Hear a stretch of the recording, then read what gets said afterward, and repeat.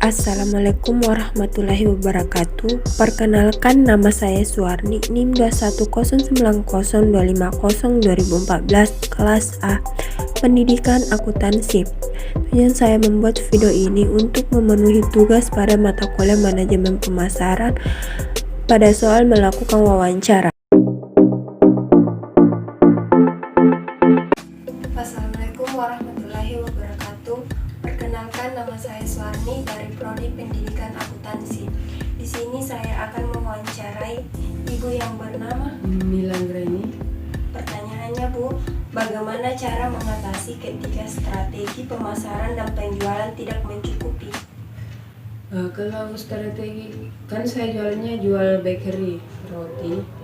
Jadi kalau misalnya target saya di pasaran 100, sementara tidak tercapai, roti yang tujuannya keliling, pakai gerobak keliling, saya salurkan ke toko-toko, dititip di toko-toko supaya bakerynya atau rotinya itu bisa laku. Karena kalau misalnya di gerobak keliling, peminat untuk, apalagi zaman sekarang agak kurang peminat karena keuangannya, kondisi keuangan yang tidak normal seperti ini, sehingga orang berbelanja itu kurang. Makanya tadi strateginya saya titip-titip di warung biar lebih banyak yang dijangkau pembelinya. Manfaat apa yang dapat dirasakan oleh konsumen dengan adanya aktivitas pemasaran konsum langsung di era industri? Maksudnya nih, di era industri langsung pelanggannya atau yang konsumen nih? Iya. Apa tadi? Manfaat apa yang dapat dirasakan oleh konsumen dengan adanya aktivitas pemasaran langsung di era industri?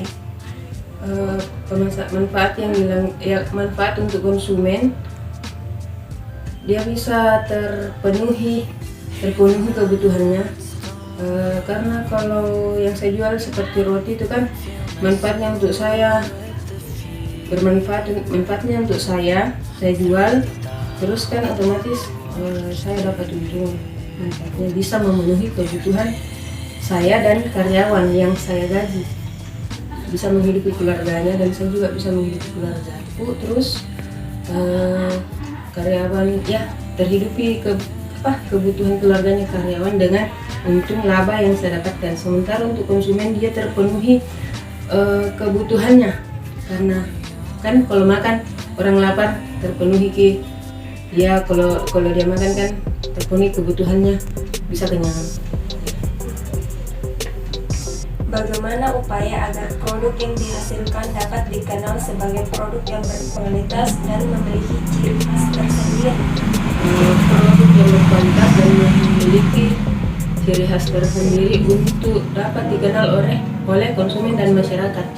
Cara saya itu otomatis harus beda dengan roti-roti yang lain. Harus menjaga kualitas dari awal pertama bikin sampai akhir. Kalau kualitasnya sudah bagus harus tetap dijaga, dipertahankan. Sekalipun naik turun keadaan, harga naik meroket, otomatis kualitasnya harus tetap dipertahankan. Entah itu saya harus menaikkan harga ataukah harus mengurangi timbangan, setidaknya kualitasnya harus dipertahankan. Bagaimana cara merancang saluran pemasaran sebuah perusahaan agar berjalan efektif? Merancang saluran Pemasaran. Mengkonsep bagaimana arah konsep dari awal pembuatan, proses kemasan, saluran penjualan ini, Iya. kemasan, terus mengonsep dia ini tujuannya kemana, mau diantar ke kompleks kah, untuk diedarkan secara keliling, karena saya punya gerobak keliling motor, jadi dia bisa dikonsep jadi misalnya di perumahan, di kompleks, ataukah seperti yang saya bilang tadi, tujuannya bisa dititip-titip di warung-warung seperti itu. Bagaimana cara kalian mengantisipasi jika barang yang kalian jual mengalami penurunan penjualan? Kalau dilihat dari keadaan yang seperti itu akan mengalami penurunan penjualan, otomatis kita tidak produksi banyak. Kita mengantisipasinya, produksinya dikurangi sampai keadaan membaik. Atau bisa kita bermotivasi kreatif supaya orang lebih cenderung membeli produk kita. Adakah perubahan ataukah mungkin yang lebih disenangi orang sehingga orang bisa lebih tertarik dengan produk kita, seperti itu. Bagaimana upaya dan cara yang harus dilakukan agar produk yang Anda memiliki identifikasi merek yang kuat? Kalau itu setiap perusahaan otomatis kalau berkembang atau sebelum berkembang memiliki brand supaya dikenal orang, nama. Misalnya brand kayak Map Bakery, karena saya punya brand Map Bakery. Terus untuk bisa lebih dikenal itu